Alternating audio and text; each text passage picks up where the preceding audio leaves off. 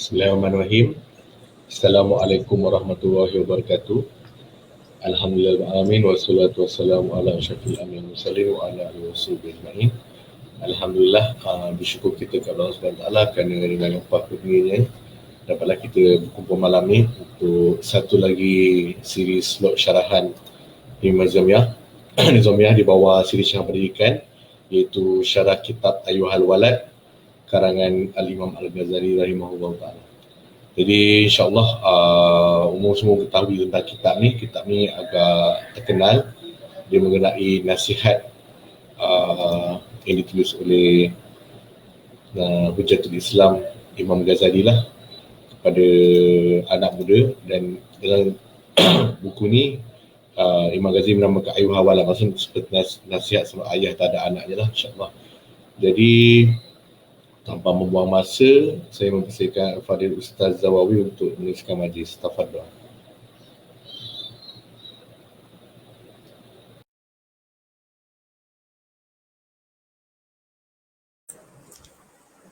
Bismillahirrahmanirrahim. Sallallahu wasallam ala sayyidina Muhammad wa ala alihi wa sahbihi ajma'in. Wa la hawla wa la quwwata illa billahil aliyyil azim. Alhamdulillah, syukur kita kepada Allah SWT kerana diberi peluang oleh Allah SWT untuk berada dalam suatu majlis ilmu, majlis yang disebutkan di dalam hadis dinaungi oleh para malaikat, dan semoga amal yang kita lakukan, iaitu dengan menjalankan, mendirikan majlis-majlis ilmu ini, mendapat keredaan Allah SWT. Jadi Alhamdulillah, diberi kesempatan hari ini untuk kita lebih kepada muzakarah lah, lebih kepada perbincangan ataupun perkongsian ilmu berkenaan dengan salah satu karya Imam Agung, iaitu Al-Imam Al-Ghazali rahimahullah. Jadi sebelum kita memasuki ataupun mula pembacaan kitab Ayyuhal Walad, jadi kita akan cuba menelusuri tentang penulisnya dahululah, iaitu Imam Al-Ghazali. Jadi sebagaimana yang makruf, Imam Al-Ghazali ni terkenal lah dalam kita punya masyarakat Melayu kita. Antara kitab-kitab yang dipelajari di surau-surau ataupun masjid, salah satunya adalah kitab Bidayatul Hidayah, salah satu karangan Imam Al-Ghazali. Juga kitab seperti Minhajul Abidin dikatakan salah satu daripada penulisan Imam Al-Ghazali, dan kitab-kitab yang lain lah. Jadi Imam Al-Ghazali ni, jika kita melihat kepada sejarah kehidupan beliau, beliau ini dilahirkan dalam keadaan yatim. Kemudian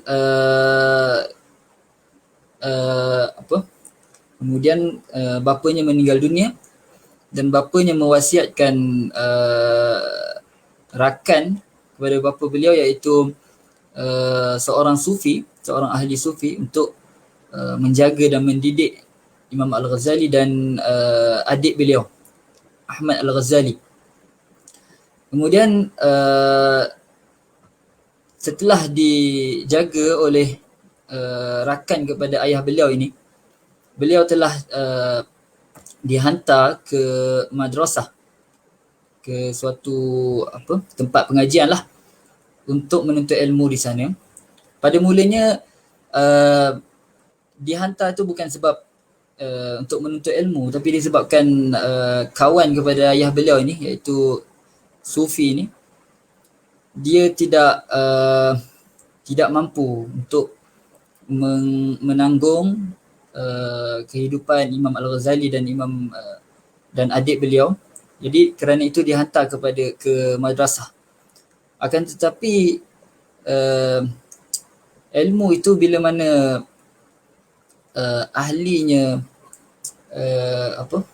memang ahlinya itu sudah sedia untuk menerima ilmu tersebut, maka apa yang berlaku kepada Imam Al-Ghazali adalah beliau bukan sahaja dapat menanggung makan minum beliau, bahkan dapat juga menuntut ilmu secara serius. Kemudian setelah itu beliau bermusafir dan pergi kepada guru beliau, antara ulama Islam yang terkenal juga, iaitu Imam Al-Juwaini rahimahullah,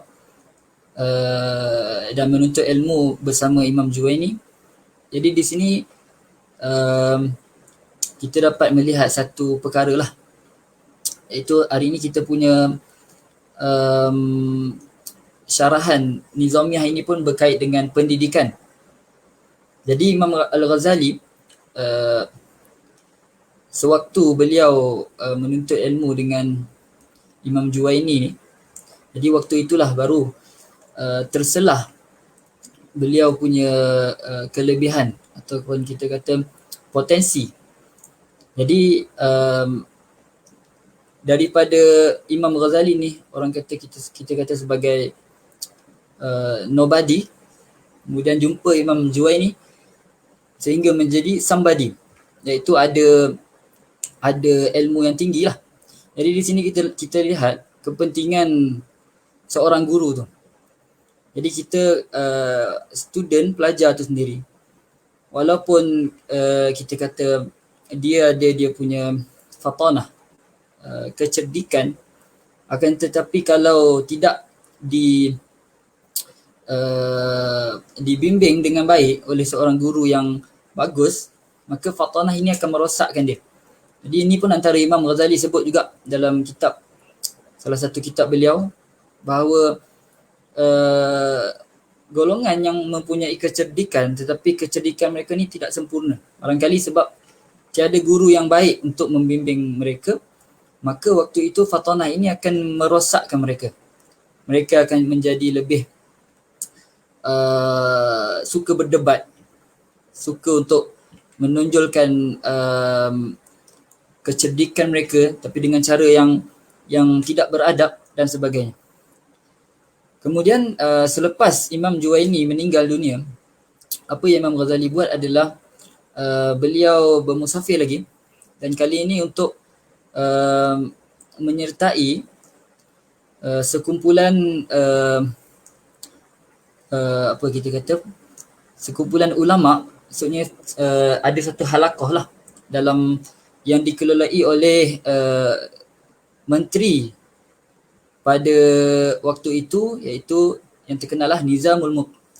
Nizamul Mulk ini antara seorang ketua, pemimpin, dan juga seorang ulama juga, dan seorang adib, seorang yang menguasai sastra. Jadi majlis beliau ni dihadiri oleh para ulama, dan antaranya adalah Imam Al-Ghazali. Jadi dalam majlis tersebut Imam Al-Ghazali dilihat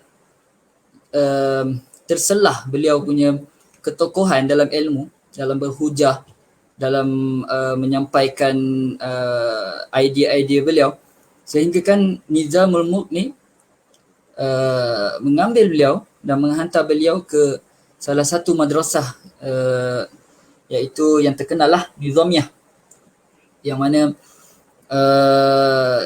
kita punya host malam ni iaitu Nizamiyah Institute mengambil nama daripada madrasah inilah. Jadi madrasah ini dibangunkan oleh Nizamul Mulk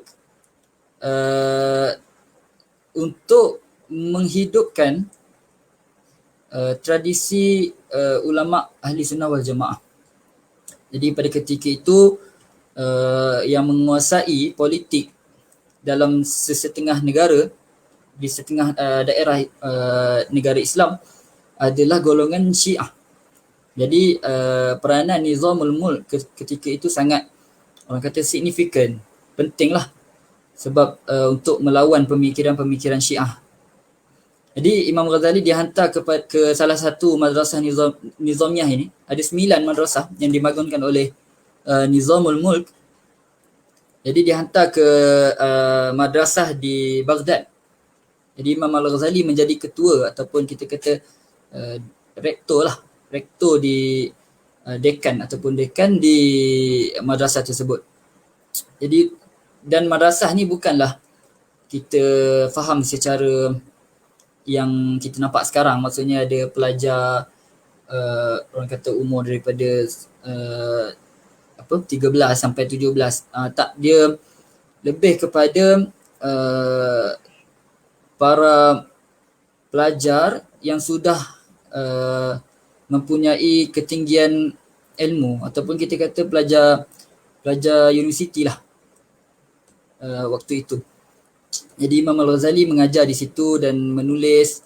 Waktu itulah beliau menulis banyak kitab-kitab berkait dengan falsafah. Maksudnya beliau menyerang ataupun membidas ahli falsafah dan membidas juga golongan Syiah ataupun kita panggil golongan batiniyah, ta'limiyah yang ada ketika itu, dan muncullah kitab-kitab yang pelbagai. Kemudian sampai satu tahap Imam Al-Ghazali ni dia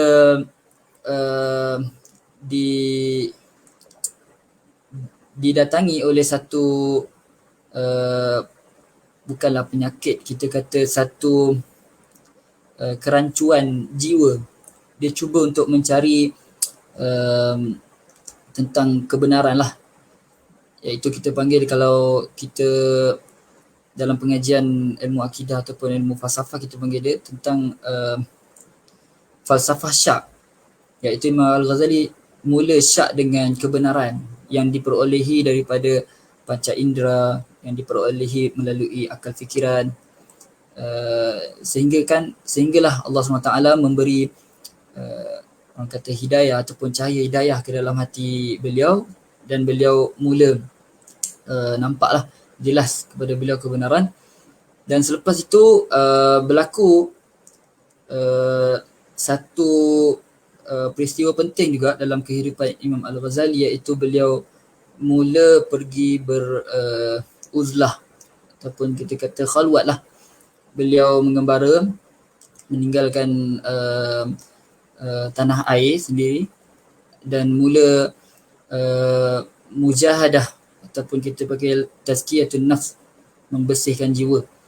Jadi di situlah ketika marhalah itulah, peringkat itulah, Imam Al-Ghazali mula menulis kitab-kitab, pelbagai kitab. Antaranya yang terkenal adalah Ihya Ulumuddin, Mishkatul Anwar dan sebagainya lah. Kemudian Imam Al-Ghazali pulang semula ke rumah, iaitu tanah air beliau, dan menetap semula di situ dan mengajar di Nizamiyah, juga mengajar di madrasah, sehinggalah di akhir hayat beliau membuka ataupun tinggal di khanqah, kita panggil macam zawiyah lah, macam tempat untuk beribadat. Jadi di situlah beliau beribadat sehingga meninggal dunia. Berkait dengan penulisan yang kita akan cuba untuk muzakarah hari ini, iaitu Ayyuhal Walad. Jadi Ayyuhal Walad dikatakan ditulis pada marhalah penghujung hayat Imam Al-Ghazali, iaitu ketika marhalah beliau sudah pulang ke rumah, ke tanah air.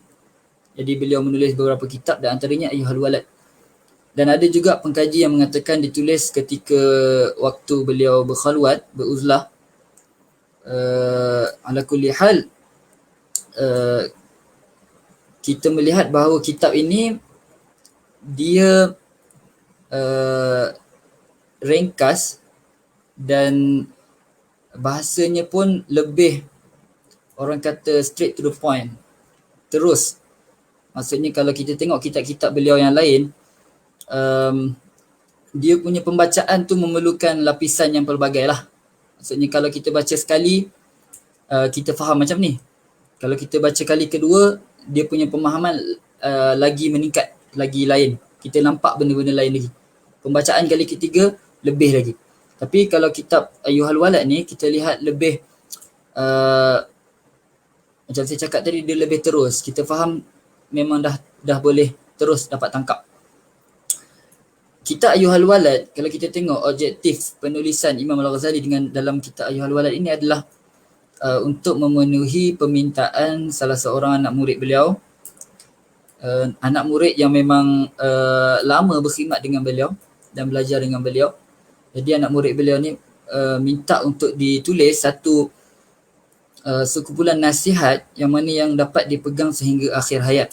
Jadi Imam Al-Ghazali pun menulislah kitab Ayyuhal Walad.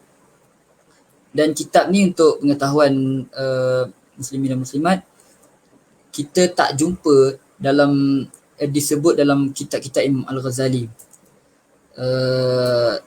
Dan para pengkaji mengatakan bahawa mungkin antara sebab yang kita dapat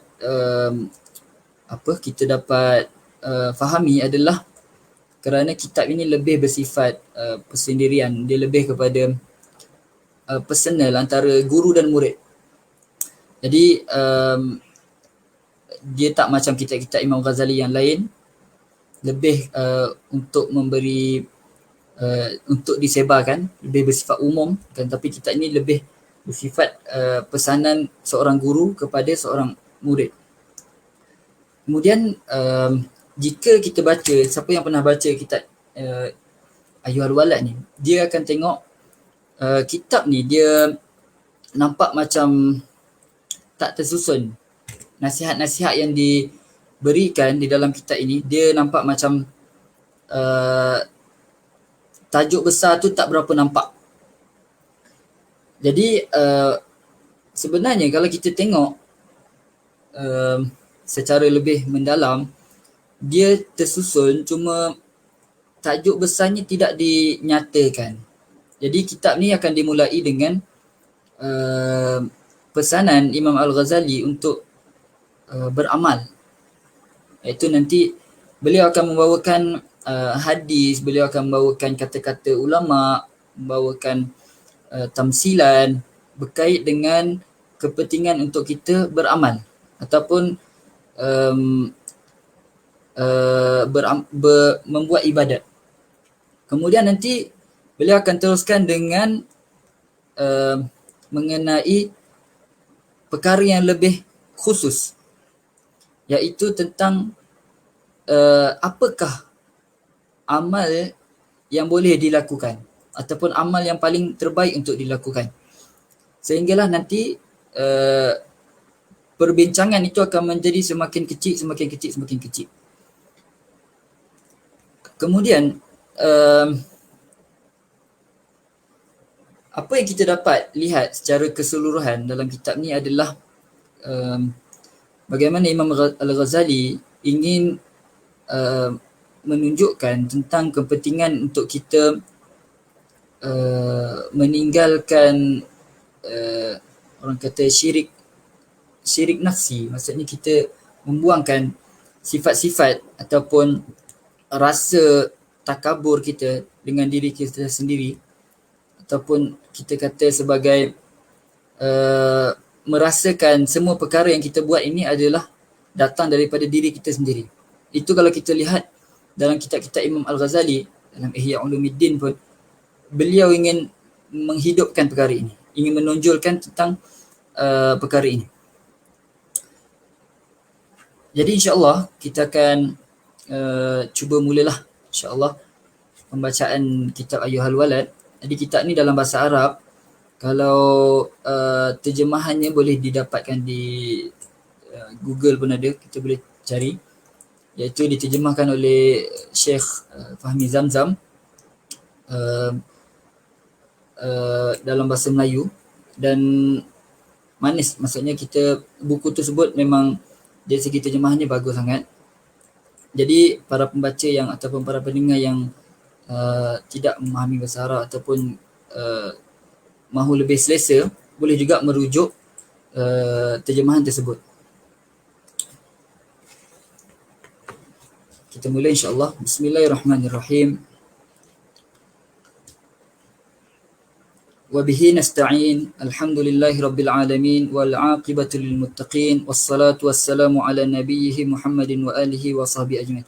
Segala puji bagi Allah SWT,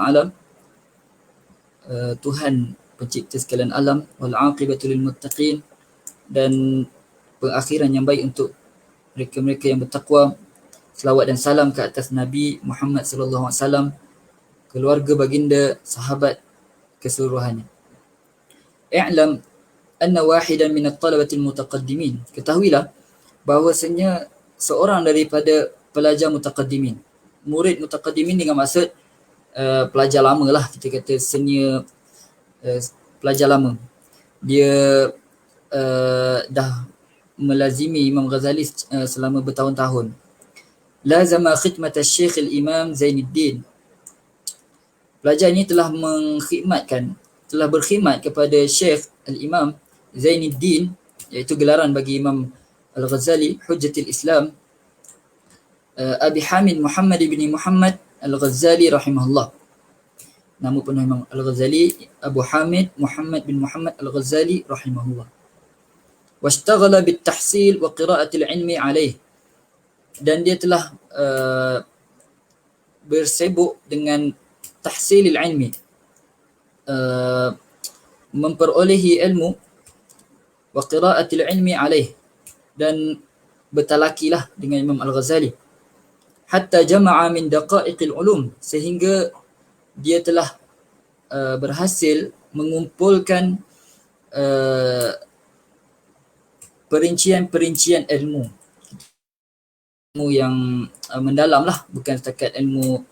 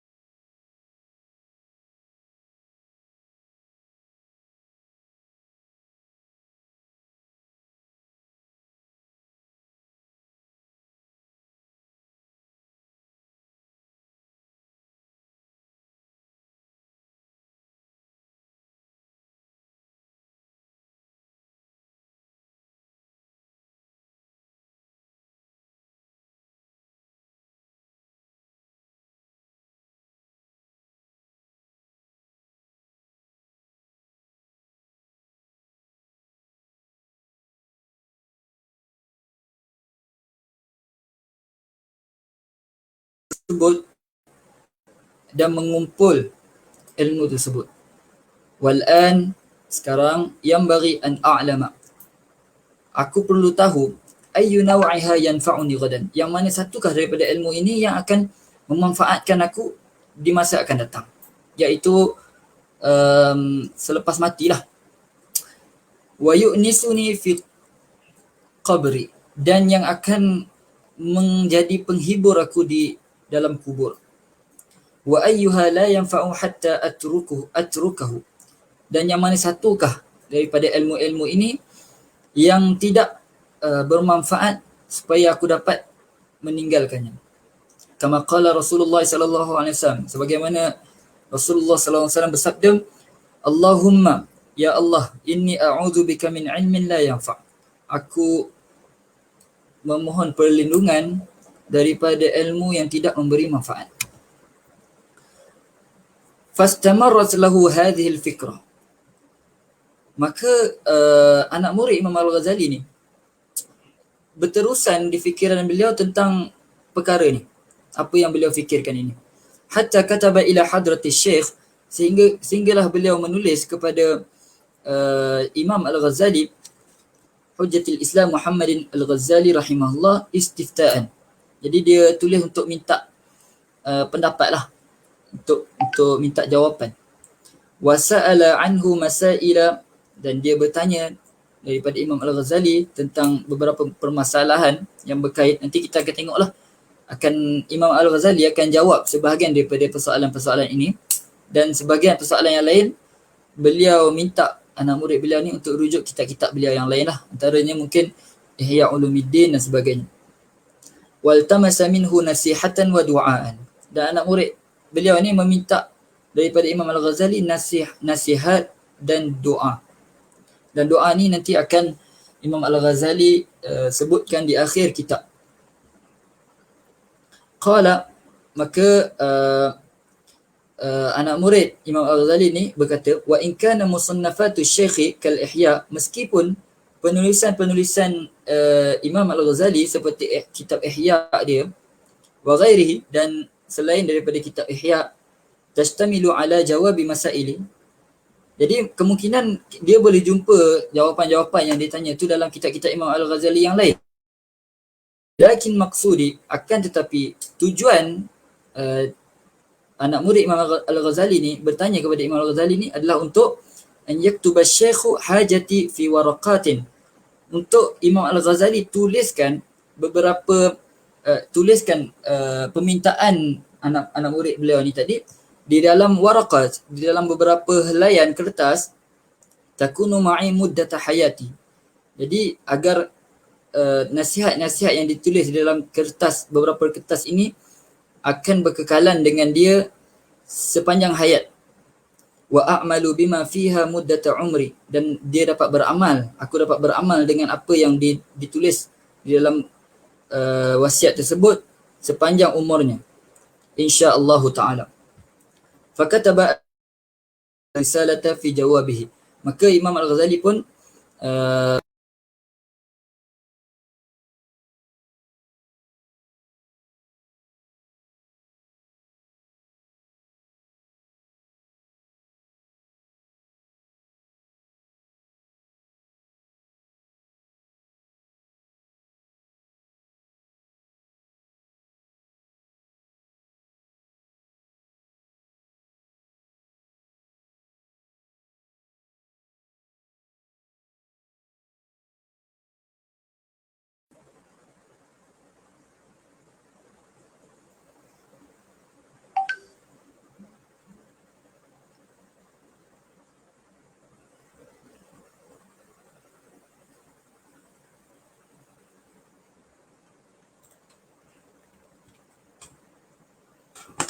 okey, minta maaf.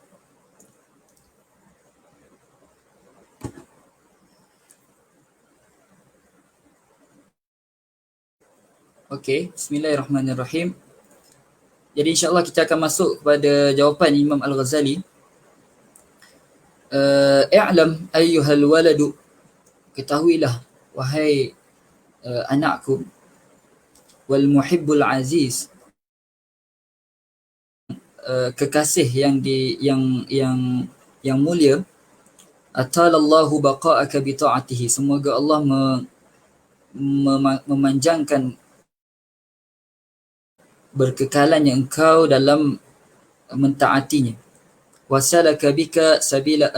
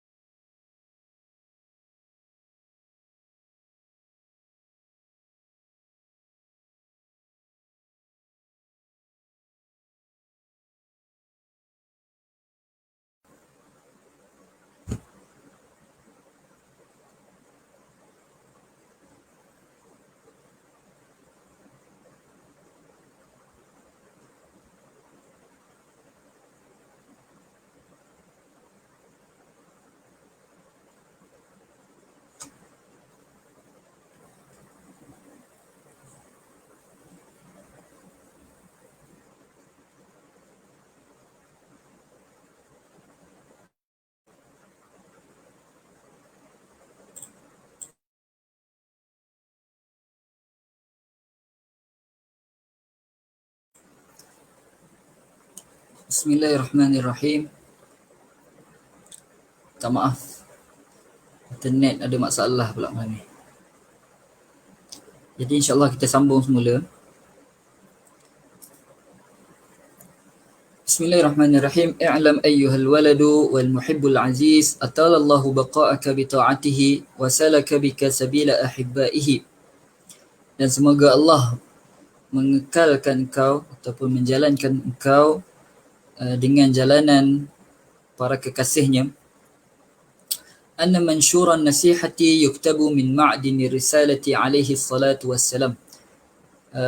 Ketahuilah bahawasanya nasihat-nasihat itu ditulis, sepatutnya ditulis daripada ma'dini risalah, daripada kalau terjemahan literalnya secara literal adalah lombong-lombong risalah, iaitu lombong ni kita kata sebagai suatu tempat yang diambil daripadanya emas. Jadi suatu tempat yang diambil daripadanya perkara yang berharga. Alaihi salatu wassalam.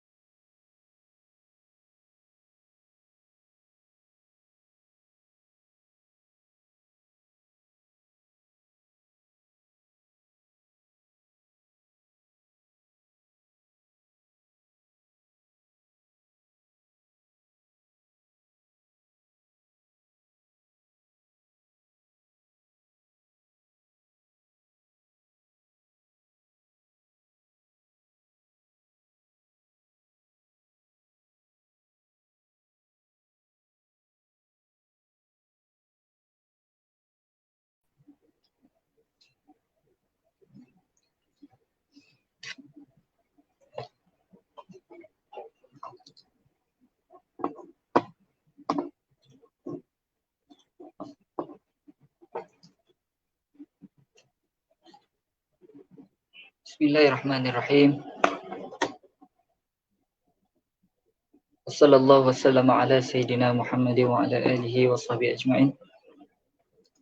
InsyaAllah kita sambung balik. Kemudian Imam Al-Ghazali menyebutkan, in kana qad balaghaka minhu nasihatun fa ayyu hajatin laka fi nasihati.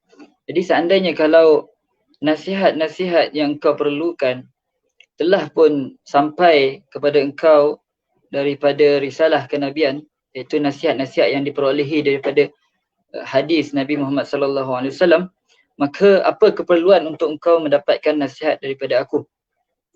Wa illam tablughuka, kalaulah nasihat-nasihat tersebut tidak sampai lagi kepada engkau, faqulli, maka katakanlah kepada aku, maza hassalta fi hadhihi sinin al-madiyah, apakah yang telah engkau perolehi selama bertahun-tahun yang lepas, bertahun-tahun yang anak murid beliau ni belajar dengan beliau, apa yang dia dapat.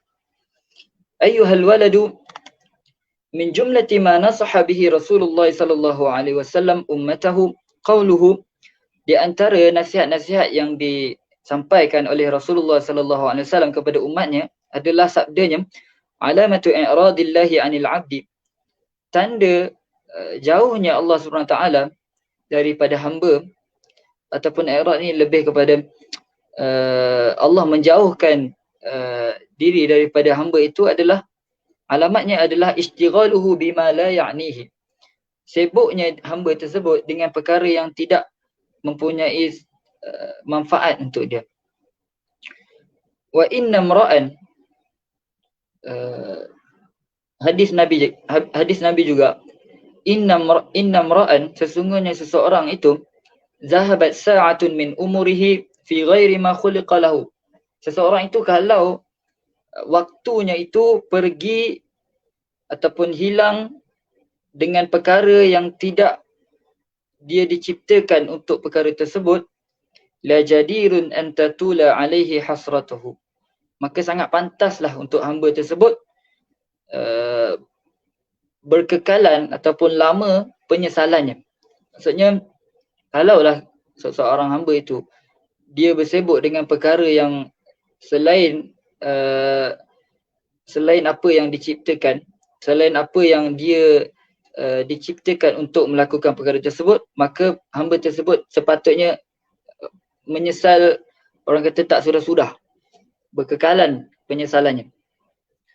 Wa man jawazal arba'in, hadis lain juga menyebut barang siapa yang telah melebihi 40 tahun, umurnya 40 tahun, walam yaghlib khairuhu ala syarrihi, dan jahatnya ataupun buruknya itu lebih banyak daripada baiknya, falyatajahhaz ila nar, maka bersiap sedialah untuk ke neraka. Wa fi hadhihi an-nasihati kifayatun li ahli al-ilm, dan pada nasihat ini yang Imam Ghazali sebutkan tadi, sudah cukup untuk ahlu ilmu. Kemudian Imam Ghazali menyebut, ayyuhal waladu an-nasihatu sahlun, nasihat itu mudah, wal mushkilu qabuluha, akan tetapi muskil, masalahnya adalah untuk kita menerimanya nasihat tersebut. Li'annaha fi mazaqi muttabi'il hawa murrun, kerana nasihat ini di lidah orang yang mengikuti hawa nafsunya adalah sangat pahit. Idzil manahi mahbubatun fi qulubihim, kerana manahi, maksiat ataupun larangan-larangan yang Allah larang itu mahbubatun fi qulubihim, sangatlah dicintai di dalam hati mereka. Alal khususi man kana talibal ilmi rasmi, khususnya untuk seorang penuntut ilmu rasmi. Penuntut ilmu rasmi dekat sini yang dimaksudkan adalah mereka yang menuntut ilmu bagi mendapatkan gelaran rasmi, ataupun kita kata untuk mendapatkan jawatan lah. Mushtaghila fadlin nafsi wa manaqibid dunya, dia ini, penuntut ilmu ini, menonjolkan kelebihan-kelebihan diri dia, wa manaqibid dunya, sibuk untuk menonjolkan kelebihan diri, dan manaqib dunya, dan pangkat dunia. Fa innahu yahsabu anna al-ilma al-mujarrada lahu wasilatun, dia ni menyangka bahawa ilmu semata-mata tu sudah menjadi satu wasilah, sudah cukup untuk menjadi cara, sayakunu najatuhu wa khalasuhu fihi, dengan wasilah ini, dengan perantaraan ini, dia akan terselamat dengannya. Wa annahu mustaghnin 'anil amal, dan dia menyangka bahawa dia ni dah tak perlu kepada beramal, cukup dengan ilmu sahaja.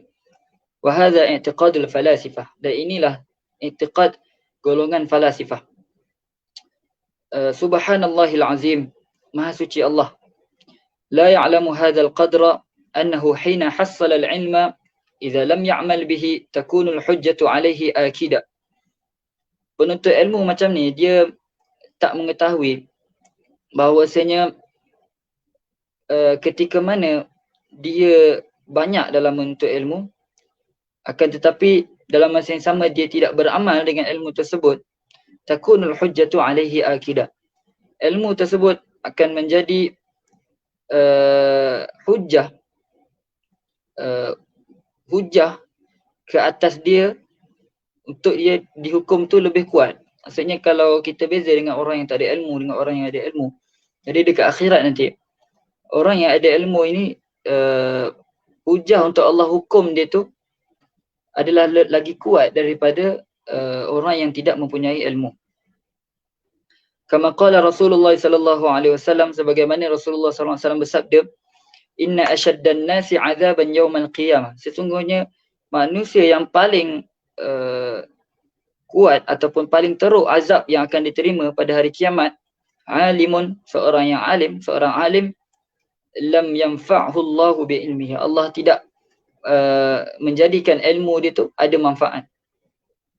Waruya, dan diriwayatkan, anna Junaidan qaddasallahu ruhahu, bahawasanya Junaid ni adalah, Imam Junaid adalah salah seorang tokoh tasawuf lah.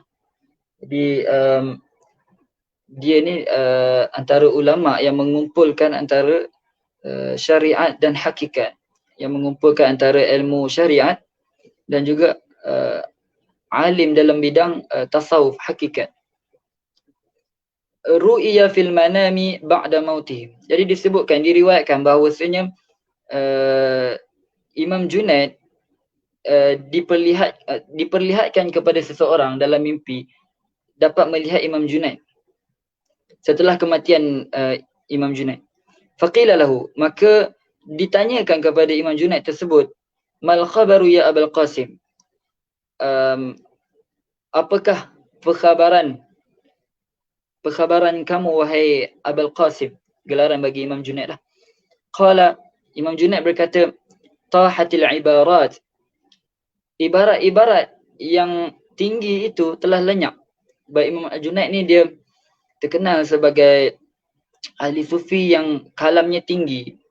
Maksudnya kalam-kalam ahli sufi yang mempunyai isyarat-isyarat tertentu.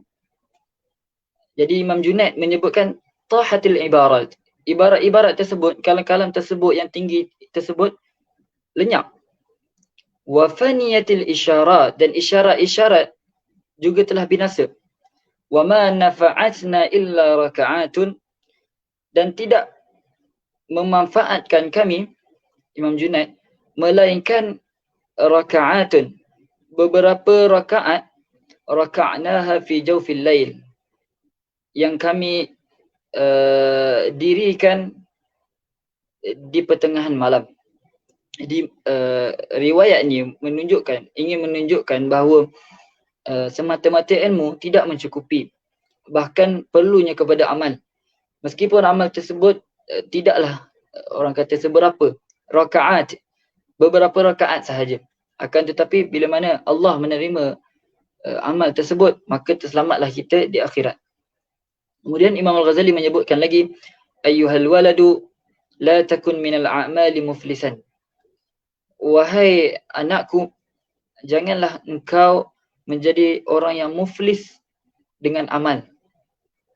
Wa minal ahwali khalian, dan orang yang sepi daripada sebarang ahwal. Penyataan Imam Al-Ghazali di sini berkenaan dengan ahwal,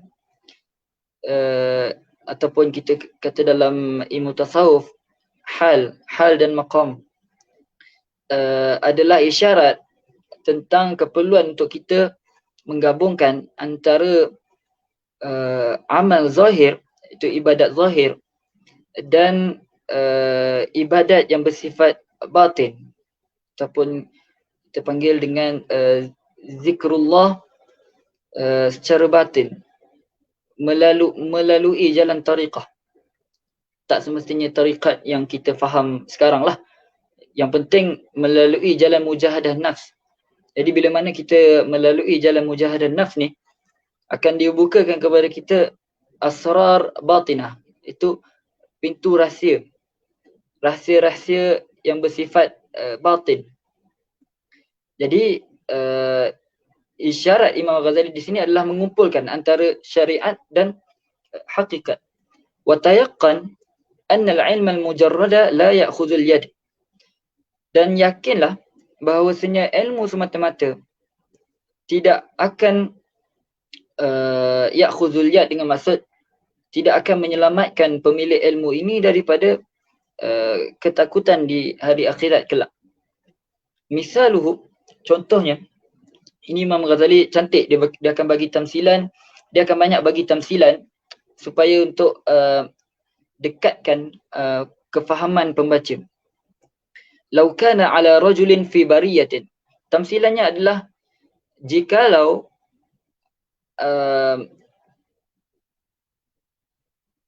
jikalau seseorang lelaki yang berada di tengah padang pasir, ada pada beliau asyaratu asyafin hindiyatin, ada beliau memegang 10 pedang Hindiyah, pedang yang dibangsakan kepada India, iaitu pedang yang mempunyai kualiti tinggilah. Ma'a aslihatin ukhra, bersama dengan senjata-senjata yang lain. Wa kana ar-rajul syuja'an, dan dalam masa yang sama lelaki ini adalah seorang yang syuja', seorang yang berani. Wa ahla harbin, dan dia ni biasa dalam masuk dalam peperangan. Fahamala alaihi asadun mahibun, dan tiba-tiba diserang oleh seekor singa yang menakutkan. Ma dhannuka, maka Imam Ghazali tanya, apa pendapatmu? Hal tadfa'ul aslihatu syarrahu minhu bila isti'maliha wa darbiha, adakah pedang-pedang ataupun senjata yang dia ada itu akan melindungi pahlawan tersebut daripada keburukan singa itu. Itu bila mana singa serang, adakah pedang-pedang yang kita ada itu dapat melindungi kita daripada singa tersebut bila isti'maliha wa darbiha, dalam keadaan kita tidak menggunakan pedang tersebut.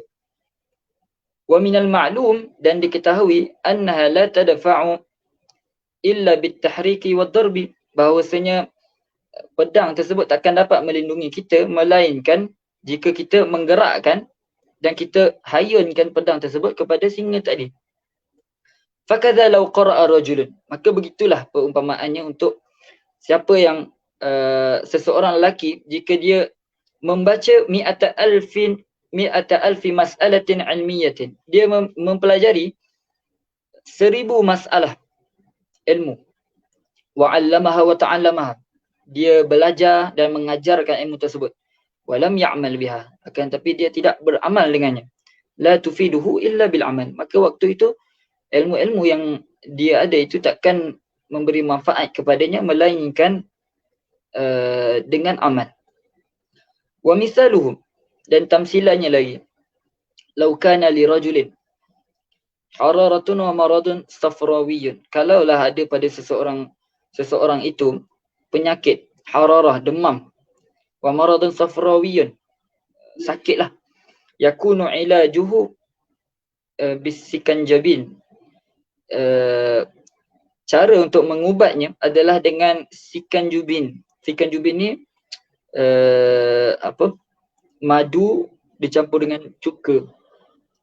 Wal kashkab, dan air barli, maksudnya ubat lah. Jadi penyakit yang dihadapi ni, demam dan sebagainya, cara untuk mengubatnya adalah dengan meminum air yang dicampur madu dan cuka ataupun minum air barli. Fala yahsulul bur'u illa bisti'malihima, maka orang yang sakit tersebut dia takkan memperolehi bur'u, memperolehi kesihatan melainkan dengan menggunakan kedua air tadi yang kita sebut.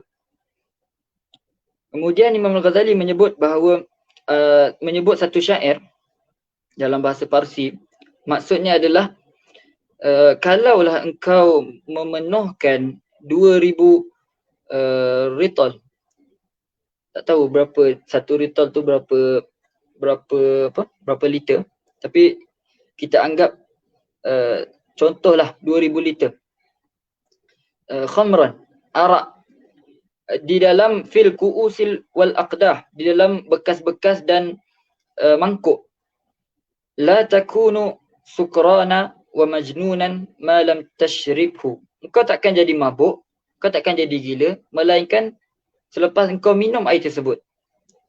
Iaitu kalaulah selagi mana arak tu berada depan kita, walaupun banyaknya selautan, tapi kita tak minum sikit pun, maka arak tu takkan bagi kesan kepada kita.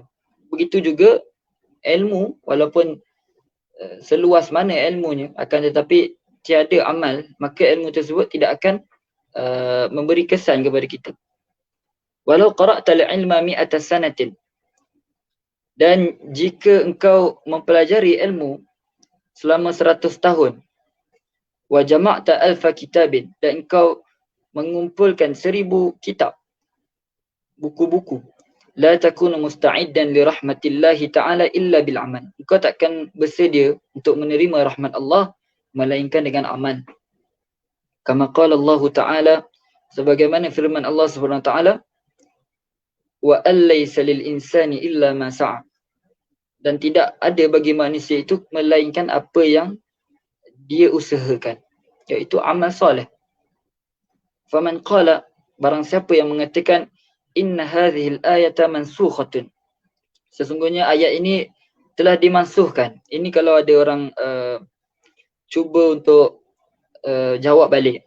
Ayat ni adalah ayat mansuh biqaulihi alaihi salam, iaitu mansuh dengan ayat apa?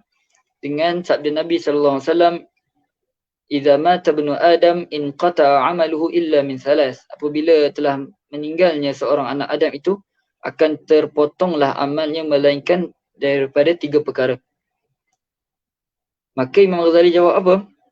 Fal mansukhu huwa hadzal qail, maka yang dimansuhkan ataupun kita kata yang sepatutnya diketepikan, dibuang ataupun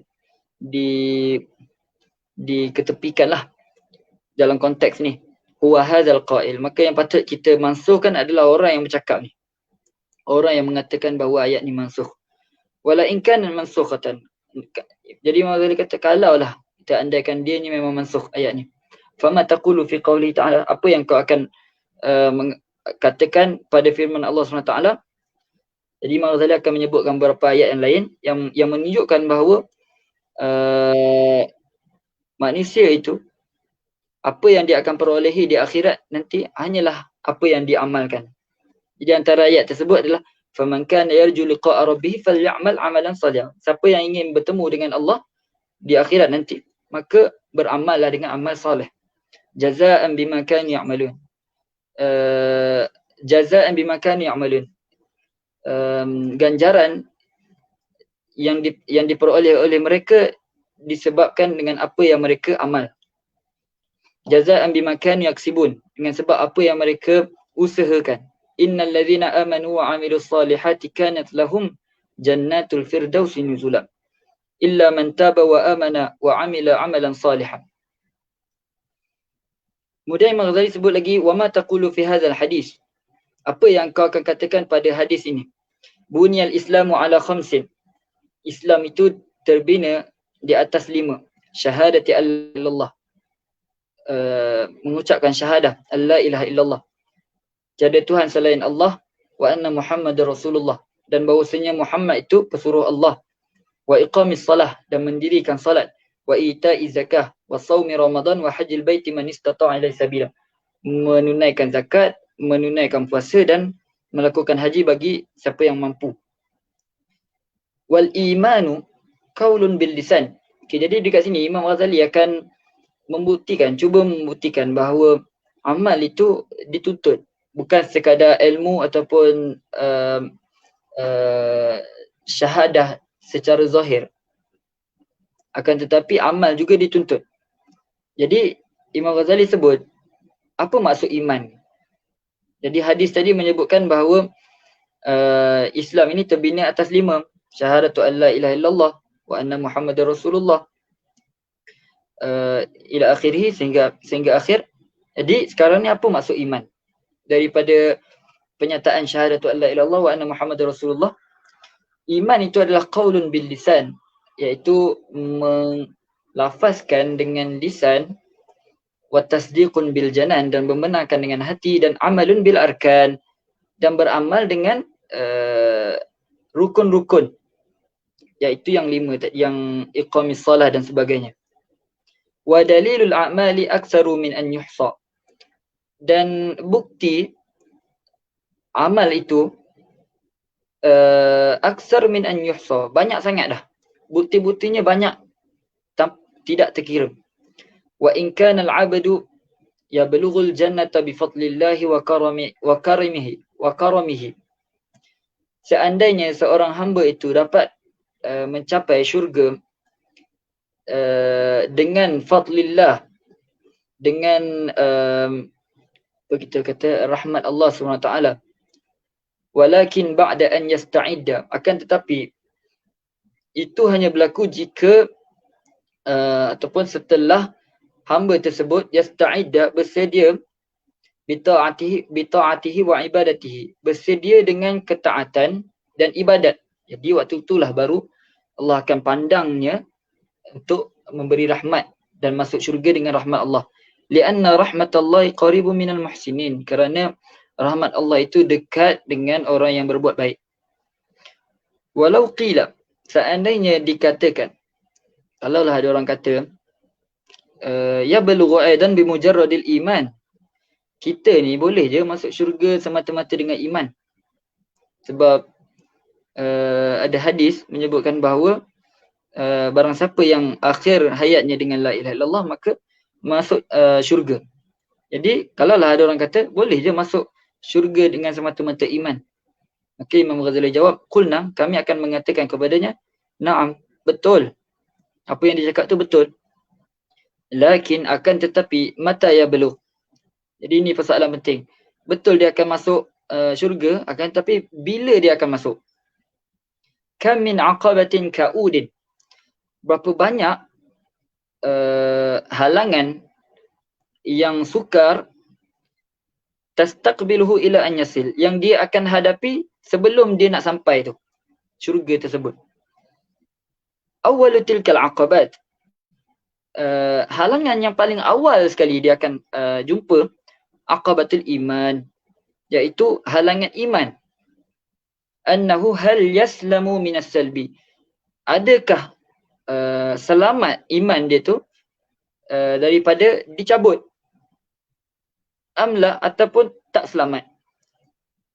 Waktu kita sakaratul maut, jadi waktu itu pun kita akan jumpa dah salah satu halangan dalam perjalanan kita untuk ke syurga nanti. Jadi kalau daripada awal halangan tersebut kita tak lepas, apatah lagi halangan-halangan yang akan mendatang. Nanti kita akan jumpa barzakh, akan jumpa titian sirat dan sebagainya. Kalau halangan yang pertama pun dah tak lepas, memang halangan-halangan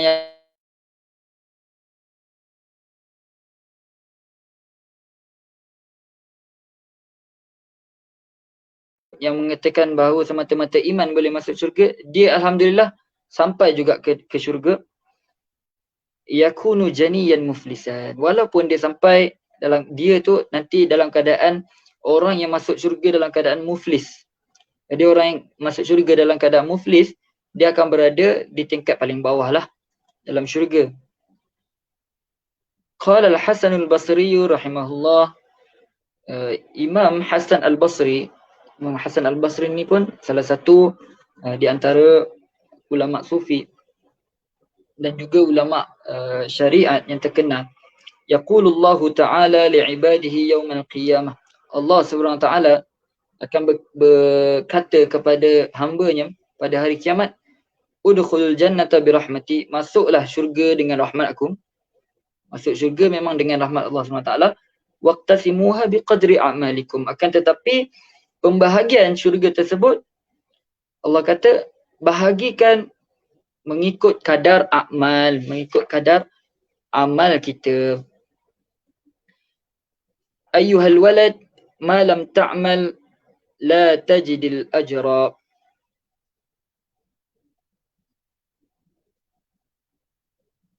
Wahai anakku, ma lam ta'mal, selagi mana engkau tidak beramal, lam tajidil ajra, engkau takkan memperolehi ganjaran. Hukiya, diceritakan, anna rajulan fi Bani Israel, seorang lelaki daripada Bani Israel, abadallaha ta'ala sab'ina sanatan. Dia ni telah beribadat kepada Allah selama 70 tahun. Fa aradallahu ta'ala an yajluwahu 'alal malaikati. Maka Allah SWT ingin untuk menzahirkannya di kalangan malaikat. Allah nak beritahu malaikat tentang hamba ini yang telah beribadat selama 70 tahun lamanya. Fa arsalallahu ta'ala ilaihi malakan. Maka Allah SWT menghantar kepada hamba tersebut satu malaikat. Yukhbiruhu annahu ma'atilka al-ibadati la yaliqu bihil jannah. Jadi malaikat ni tugas dia Allah bagi untuk bagi tahu hamba tersebut bahawa ibadat yang dia buat itu tidak melayakkan dia untuk masuk syurga. Ibadat selama 70 tahun tidak melayakkan dia untuk masuk syurga. Falamma ballaghahu, maka tatkala malaikat tersebut menyampaikan apa yang Allah khabarkan itu, qala al-abidu, maka hamba tersebut berkata, nahnu khuliqna lil ibadah. Masya-Allah. Hamba tersebut dikata apa? Kami ni memang diciptakan untuk ibadah. Fayambaghi lana an na'budahu, maka wajiblah ke atas kami untuk beribadat kepadanya. Di waktu tu hamba tersebut walaupun dikhabarkan bahawa amal tersebut tidak layak memasukkan dia untuk dalam syurga, tetapi dia menyatakan balik apakah fungsi daripada ibadat tersebut. Bukanlah untuk masuk syurga pada asalnya, akan tetapi adalah kerana tanggungjawab seorang hamba itu memang diciptakan untuk beribadat. Maka masuk syurga ataupun tidak masuk itu takdir Allah SWT. Falamma raja'al malak, maka tatkala malaikat tersebut kembali kepada Allah SWT, qala Allah Ta'ala, Allah Ta'ala berkata, madza qala abdi, apa yang hamba aku katakan? Qala, malaikat tersebut menjawab, ilahi, Tuhanku, anta a'lamu bima qala al-abdu, engkau lebih mengetahui dengan apa yang hamba tersebut katakan. Faqala Allah Ta'ala, maka Allah SWT memberitahu, idza huwa lam yu'rid an ibadatina fa nahnu ma'al karami la nu'ridu anhu. Tatkala dia tidak berpaling daripada beribadat kepada kami, fa nahnu, maka kami ma'al karami, dengan kemuliaan yang kami ada, la nu'ridu anhu, kami takkan berpaling daripadanya. Ishhadu ya malaikati, bersaksilah wahai malaikatku, anni qad ghafartu lahu, bahwasanya aku telah mengampunkan dia. Wa qala Rasulullah sallallahu alaihi wasallam, dan Nabi sallallahu alaihi wasallam bersabda, hasibu anfusakum qabla an tuhasabu, muhasabahlah diri kalian sebelum kalian dimuhasabahkan. Maksudnya kita muhasabah diri kita sebelum kita mati dan ditanya oleh para malaikat. Wazinu a'malakum qabla an tuzanu, dan ukurlah, timbanglah amal-amal kalian sebelum amal-amal tersebut ditimbangkan oleh para malaikat dan Allah SWT. Wa qala Ali radhiyallahu anhu, dan Sayyidina Ali berkata, man zanna annahu bidunil jahdi yasil, siapa yang menyangka bahawa dia akan sampai tanpa juhud, tanpa usaha, fahuwa mutamanni, maka ni orang macam ni adalah orang yang berangan. Wa man zanna annahu bibadlil jahdi yasil, barang siapa yang menyangka bahawa dengan semata-mata beramal dia akan sampai, fahuwa muta'annin, maka dia ni orang yang hanya berpenat-penat. Sebab dia melakukan ibadah dengan sangkaan tersebut, tiba-tiba Allah kata dia tak masuk syurga, maka waktu itu dia hanya mendapat penat dengan ibadah tersebut. Wa qala al-Hasan rahimahullah, talabul jannah bila amalin. Imam Hasan rahimahullah berkata, menuntut jannah tanpa amal, zanbun minaz zunub, itu adalah satu dosa daripada dosa-dosa. Wa qala alamul haqiqah, dan Imam Hasan juga berkata, tanda-tanda al-haqiqah, tanda-tanda seorang itu mencapai haqiqah, tarku mulahazatil amal, dia meninggalkan mulahadatil amal. Dia meninggalkan daripada melihat kepada amal yang dilakukan. La tarkul amal, akan tetapi bukanlah meninggalkan amal tersebut. Kita tinggalkan rasa kita yang buat ibadat dan sebagainya, akan tetapi bukanlah bermakna kita meninggalkan ibadat tersebut. Dan ini yang macam saya cakap tadi, Imam Al-Ghazali ingin memfokuskan untuk kita meninggalkan rasa keakuan, rasa diri kita yang buat itu, buat ini, kebaikan ini kita yang buat dan sebagainya. Hilangkan benda tu dan hadirkan bahawasanya semua perkara Allah, dengan izin Allah yang menggerakkan. Wa qala Rasulullah sallallahu alaihi wasallam, dan bersabda Rasulullah sallallahu alaihi wasallam, al-kayyisu, orang yang cerdik itu, man dana nafsahu, mereka yang merendahkan dirinya. Merendahkan diri dengan maksud merasa diri itu hina, haqiran. Wa amila lima ba'dal mauti, dan beramal dengan apa yang selepas mati. Beramal untuk apa yang selepas mati.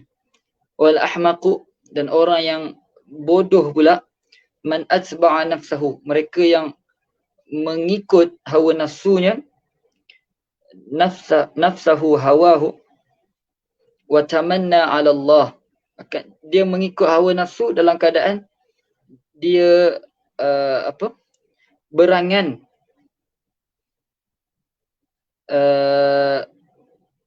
dia mengikut hawa nafsu dalam keadaan dia meminta agar Allah nanti mengampunkan dia. Ataupun kita kata buat dosa tapi dalam keadaan menyangka bahawa nanti Allah akan masukkan juga dia ke dalam syurga dengan sebab rahmat Allah SWT. Ayyuhal waladu kam min layalin ahyaitaha bitakraril ilmi wa mutala'atil kutub ila akhiri, wallahu alam.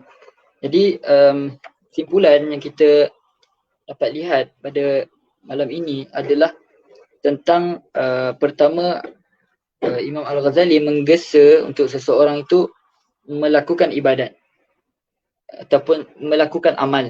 Itu orang kata first step ataupun langkah pertama untuk seseorang itu naik lagi ke peringkat yang lebih tinggi, iaitu kita membuat amal. Itu langkah paling pertama dan itu sebenarnya langkah yang paling susah lah. Disebabkan langkah pertama ni kita kata langkah yang paling susah lah, iaitu untuk kita mula beramal. Kemudian sampai satu peringkat kita beramal, kita kena masukkan pula ke dalam diri kita bahawa bukanlah dengan sebab amal ini kita dapat sampai ataupun kita dapat mencapai syurga dan sebagainya. Akan tetapi perlu timbul pada hati kita bahawasanya ibadat itu adalah memang tanggungjawab seorang hamba. Itulah yang dimaksudkan oleh Imam Ghazali tadi dengan menyebutkan hadis dengan perkara yang la ya'nihi. Seorang hamba itu Allah akan jauhkan diri daripada seseorang hamba apabila dia menyebutkan diri dengan perkara yang bukan dia tu diciptakan untuknya, iaitu antaranya adalah ibadat. Kemudian nanti kita akan masuk pemfokusan lebih lagi. Imam Al-Ghazali akan lebih fokus kepada penuntut ilmu lah. Sebelum ni pun tadi pun kita tengok dia lebih banyak kepada penuntut ilmu.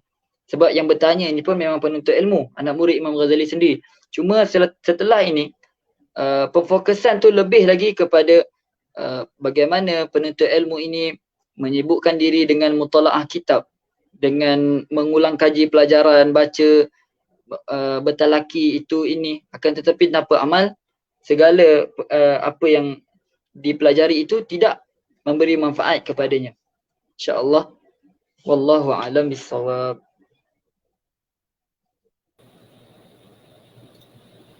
Okay, Alhamdulillah. Terima kasih diucapkan kepada Al-Fadhil Ustaz Zawi di atas kuliah sebentar tadi.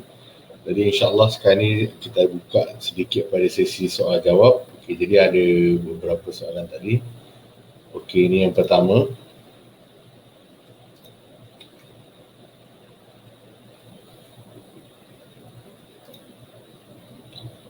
Daripada Zira Hazira tu. Assalamualaikum Ustaz, kenapa boleh terjadinya syak dalam kebenaran dalam diri Imam Al-Ghazali? Jadi silakan pada Ustaz untuk menjawab soalan. Okey. Bismillahirrahmanirrahim. Timbulnya syak tentang kebenaran Imam Al-Ghazali itu adalah setelah ini disebut dalam kitab Munqidh Minadh Dhalal. Jadi kalau nak lebih lanjut macam mana Imam Ghazali cerita tentang krisis yang beliau alami, ini boleh dilihat di Munqidh Minadh Dhalal. Kenapa benda ni muncul adalah sebab Imam Al-Ghazali ni dia punya sifat semula jadi dia itu adalah ingin mencari kebenaran tentang semua perkara. Maksudnya dia tak boleh terima kalau sesuatu benda tu berlaku melainkan dia tahu apa sebab, apa puncanya. Dan benda ni daripada kecil benda tu berlaku kepada Imam Ghazali. Ini pun dia cerita dalam Munqidh Minadh Dhalal. Sampailah satu tahap di mana tahap keilmuan beliau tu sudah capai peringkat yang tinggi lah. Beliau dah banyak istighal dengan falsafah dan sebagainya. Sampai satu tahap beliau lihat bahawasanya ada setengah perkara kita nampak benda tu macam betul. Akan tetapi bila difikirkan lebih dalam lagi ada sesuatu yang tak kena. Contohnya Imam Ghazali sebut, saya pun tak ingat sangat dah, cuma Imam Ghazali sebut contohnya tentang panca indera. Kan mata kita ni kita panggil musyahadah. Musyahadah ni antara dalam dalil Imam Ghazali, di sisi Imam Ghazali musyahadah ni antara yang paling tinggi lah. Dia punya tahap dalil. Maksudnya kalaulah sesuatu ilmu didapati daripada musyahadah, maka ilmu tersebut akan menjadi tahap keyakinan dia paling atas. Okey. Jadi musyahadah contohnya. Bila kita melihat bintang contohnya, seolah-olah bintang tu dekat. Maksudnya kita nampak lah kalau kita tengok bintang, kita nampak benda tu macam kalau ada kapal terbang kita naik sekejap, okay, dah boleh sampai kepada bintang tersebut ataupun kepada bulan. Akan tetapi dengan penelitian akal, okay, kita naik pula ke tahap dalil yang lebih yang lain, iaitu penelitian akal. Tadi kita guna mahfuzat, kita guna musyahadah. Kita naik kepada penelitian akal. Jadi saintis bila dia buat kajian dan sebagainya, dia mendapati bahawasanya bintang itu jauhnya tu bukanlah sebagaimana apa yang kita lihat. Jauhnya tu memang jauh sangat. Maksudnya sepatutnya dengan tahap kejauhan tu kita memang tak boleh nampak benda tu. Okey, itu satu contoh lah. Contoh kedua antara lain macam seseorang yang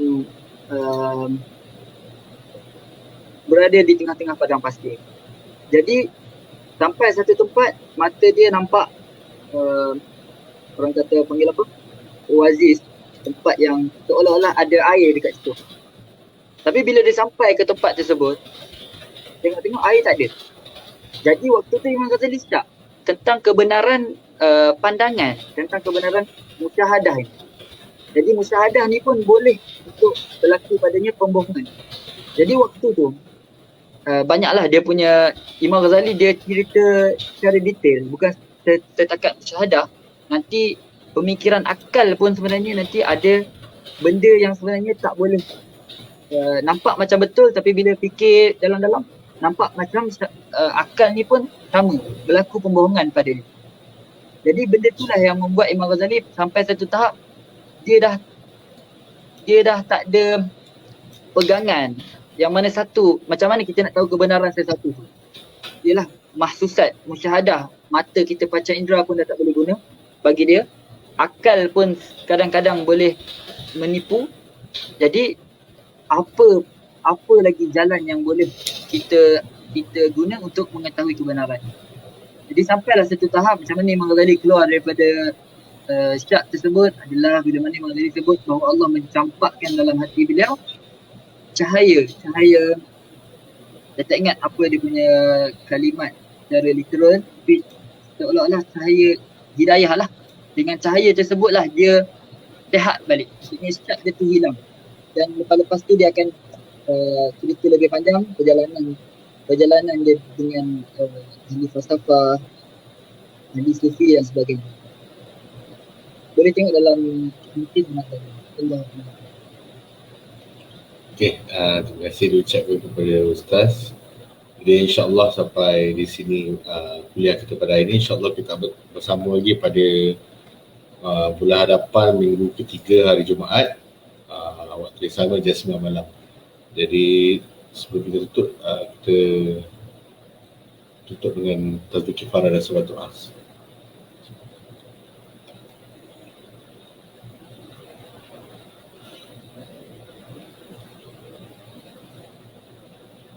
Assalamualaikum warahmatullahi wabarakatuh.